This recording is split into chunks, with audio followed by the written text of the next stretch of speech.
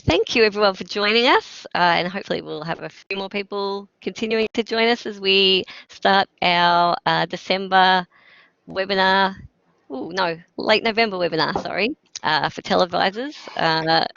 I'm guessing the next one will be Ascolite related, or maybe just a meetup, but we're joined with several people from the ePortforum, ePortfolios Australia ePortforum from 2019 that was held recently, and we will, I'll introduce our next guest, or our next presenters. We have Mary Jarrott and Penny Wheeler from ACU, Australian Catholic University, presenting regarding their redesign for the graduate certificate in higher education and how they've aligned that with microcredentials. So Mary Jarrott is an academic developer and has extensive experience in educational design and technology at several universities with a strong distance and online focus. She's been researching institutional practice in microcredentials to inform ACU's move to postgraduate pathways. And Penny Wheeler has been an e-learning advisor and academic developer at ACU for nearly a decade, and previously was workplace trainer, publisher, and intranet coordinator. So I'll let Mary and Penny take it away if they're ready. Thanks very much, Kate. Now this is really Mary's project, but I'll just introduce her while she's getting her. There she is, getting her video. There I am. We both have been teaching in a unit in our graduate certificate in higher education, and this is a little story of its ongoing development and how we think ePortfolio will fit into it. I'm particularly keen, I'm glad that everyone's here and the people watching on recording, but I'm particularly keen to see what Misty thinks, as you'll see later in our story that a tool that she helped develop is significant in our experiments.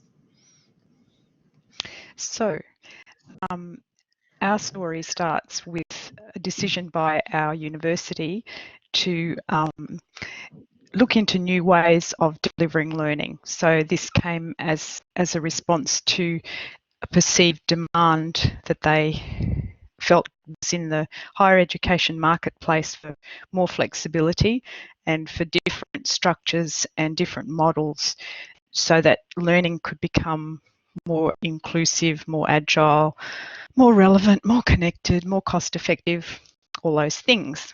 So the challenge was in these, feeling these little winds of change starting to blow as we set off on our journey to this new world. How should we start? And we've gone too far. So our little part of this was to test restructuring standard units of our graduate certificate in higher education into smaller chunks, because our participants habitually commented that completing standard units was very challenging for them because of the time factors, because the learning that they were doing corresponded almost exactly to the pressures of their own teaching schedules, because our participants are mostly academic staff from our own university. So we set off to unbundle our particular unit, which is a unit in technology enhanced learning. So it's the third unit in the graduate certificate. It's technology enhanced learning in higher education, and its focus is on obviously design and delivery of learning enhanced by some sort of technological tools or platforms. So, Penny. Oh.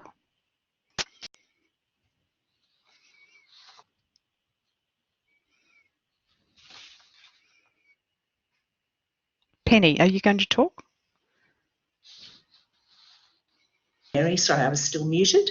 Part of our part of the policy, the draft policy that they developed, converting and testing microcredentials, is that each microcredential should have a single assessment only.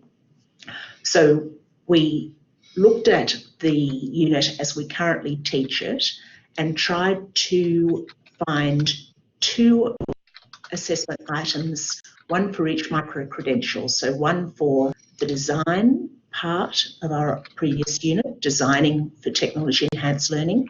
So that's asking each member of staff to find a challenge in their teaching and develop a short learning sequence that incorporates technology and try that out, build it and try it out.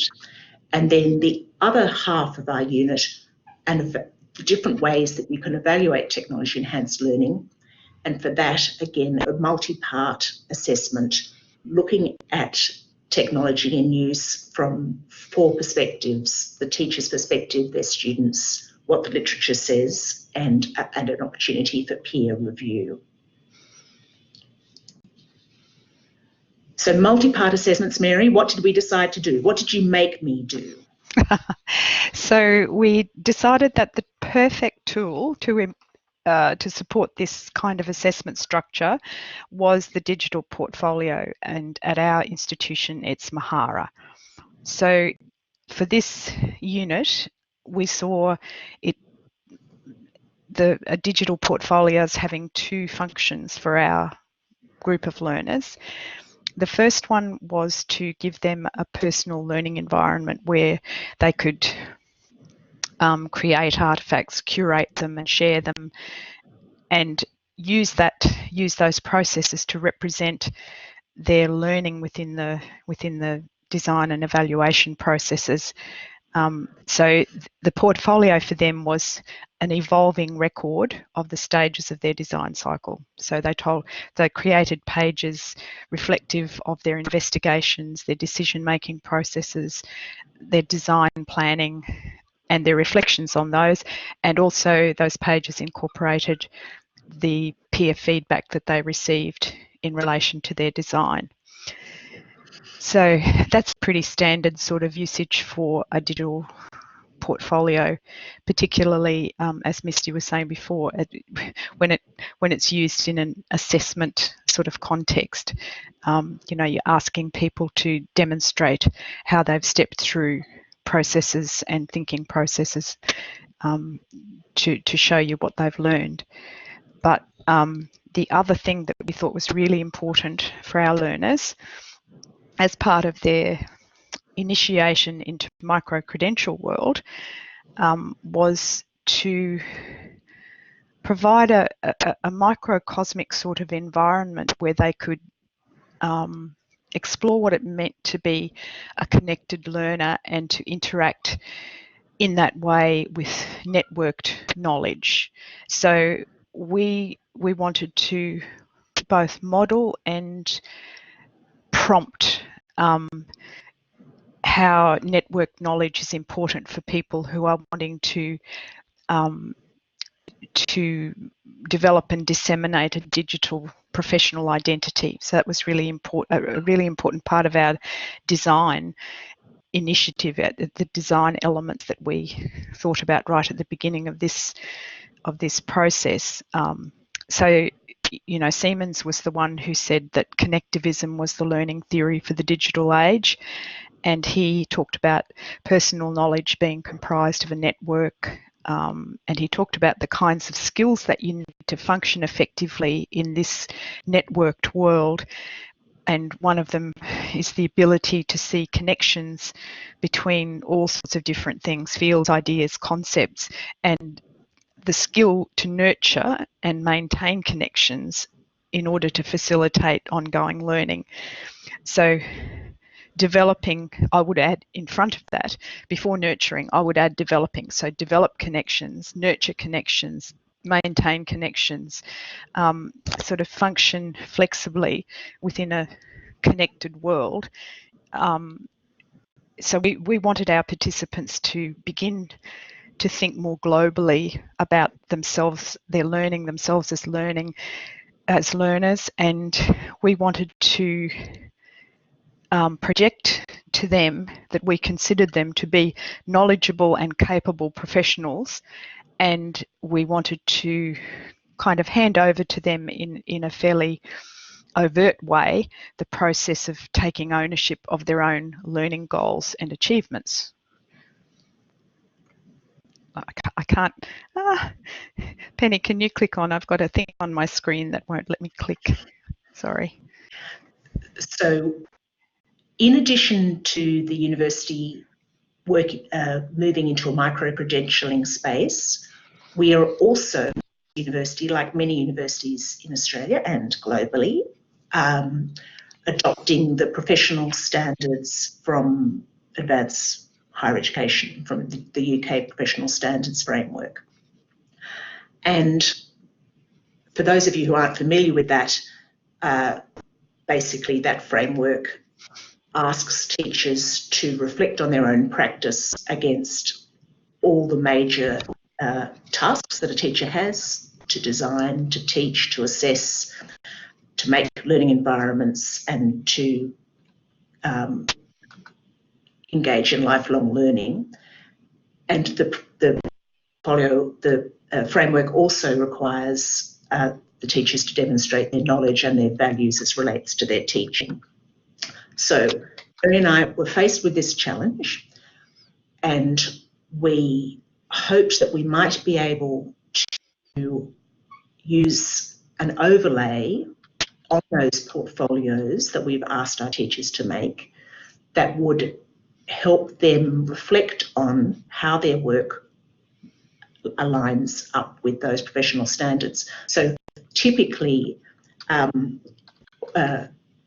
when we were giving feedback, so thinking about, for example, that design assessment, we gave quite a lot of feedback on their draft of their design and pointed out the strengths and opportunities in that design. But as a final assessment, when they were submitting their final design and the prototype that they'd made from it, we were giving them feedback in terms of that professional standards framework, pointing out which areas of the framework their assignment was successfully providing evidence for. So this was how we were doing it initially. And then we moved into sort of experimental phase. We're still in that phase where we asked our students, our teachers, to put their assessment work into their portfolio, and we hoped to be able to help them annotate what they had done in order to use it as evidence for their professional standards. So what that looks like is, this is a very rudimentary application. So I'm hoping that I can show you, yeah. So this is, in fact, the Smart Evidence index page that sits above their design and assessment portfolio for this unit, for those two microcredentials. And you can see the third column there. This is indicating that their assessment, their learning design that they submitted, they've looked at that in terms of the area of activity, designing and planning for learning, and they have judged that obviously that design fully provides evidence for that area of activity. So the then that this, at the moment, this system works, and I'll be very interested to hear from Missy if this is anything like she was imagining the implementation of Smart Evidence might be. Now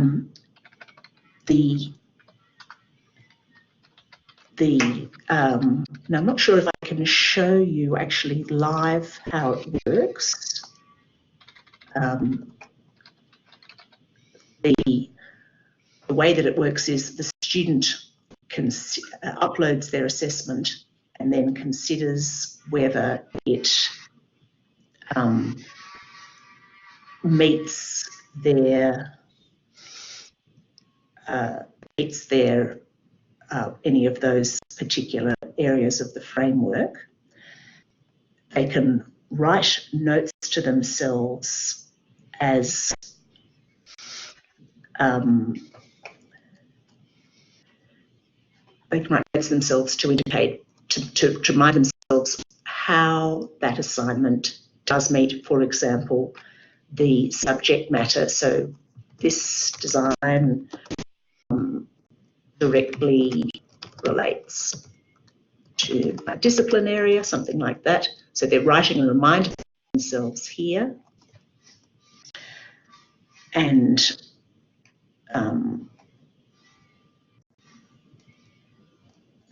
putting that into the notes.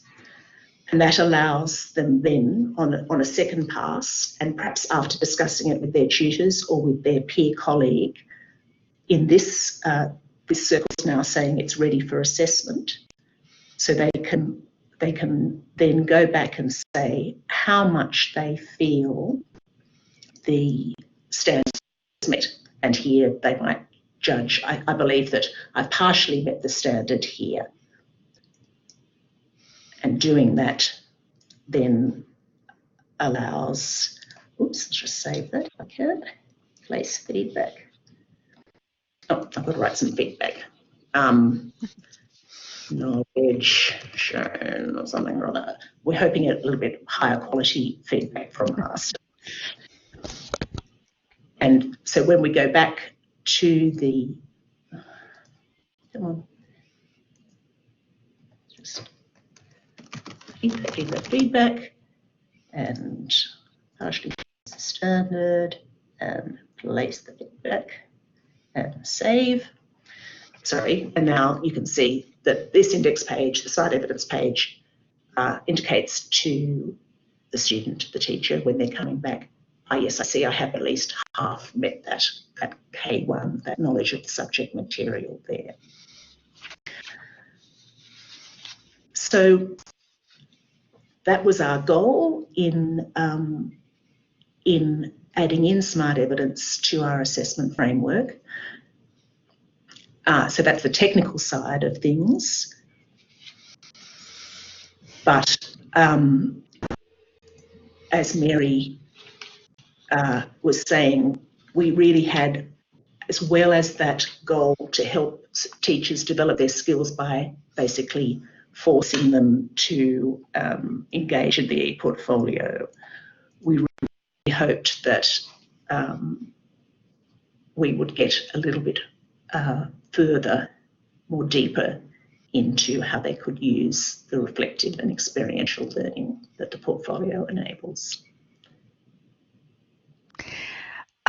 Yes, so Penny, I was just wondering, there's quite a few questions popping up in the chat, and I'm just thinking that maybe yes, it would be more, because there's really, I mean, the big picture is the teachers in the middle.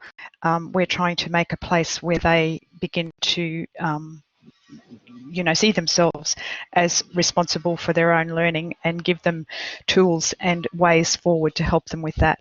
But I think maybe, yes, so maybe the thing to do now is to look at the questions, because there's some interesting ones. Thank you, Mary. So Hank says, can you say a bit more about what planning for learning analytics entails? Yes, Hank, I can. So that's on the evaluation set of assessments. So we haven't shown you that. Basically, simply to get the teachers to start thinking in terms of, if they were to put their design into practice, what kind of student activity would they see, and how can they specify that in their learning design, and write what they would do when they'd collected that student activity. Misty says, are they still using their ePortfolios? So ideally, the graduate certificate should have started with their portfolio in the first unit, but they don't, even though everyone agreed, all the teachers at the GCHE agreed that was a good idea, but yet still hadn't happened by the time they came to me and Mary. So we just we were saying it's a very structured way to use it, imagining that probably these staff hadn't really used the portfolio for themselves at all. So we gave them templates and designs. Yeah, Mary, sorry. Yes, I was going to say it was quite an intensive process in some regard, because they had no. So part of our hidden design was to give them as teachers the experience of using ePortfolio, as to suggest to them as part of their learning in technology enabled learning, oh, this is something that maybe I could use with my students now that I know that it's there and now that I know how to use it. So that was part of our implementation goals, but we had to do quite a lot of intensive support.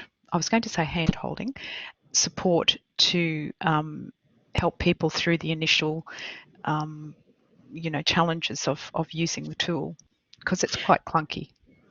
And I mean, I thought it was a big ask to ask the staff to add this into their learning outcomes unit for the 2 microcredentials as we were trialling. But I was pleased they really got into it, and they really they used it, and some very creatively. Yes. Yes, the thing that we found was we gave them examples which we sort of put together from our own thoughts and previous ways of doing this kind of activity, but their use of the tool far surpassed our examples in terms of creativity and customization to their own needs. Thanks, Kate. Thanks, Mary. Thanks, Misty, for that video. Thank you so much. Thanks, Penny and Mary, for what was a really engaging and insightful presentation. It's great to hear, how some of these things might work for staff development and academic development. So I'm really interested to kind of look at how these things might influence other institutions in the future. Can everybody please put some kind of thank you in the chat, or a clap or applause? That would be great. Thank you so much, Mary and Penny.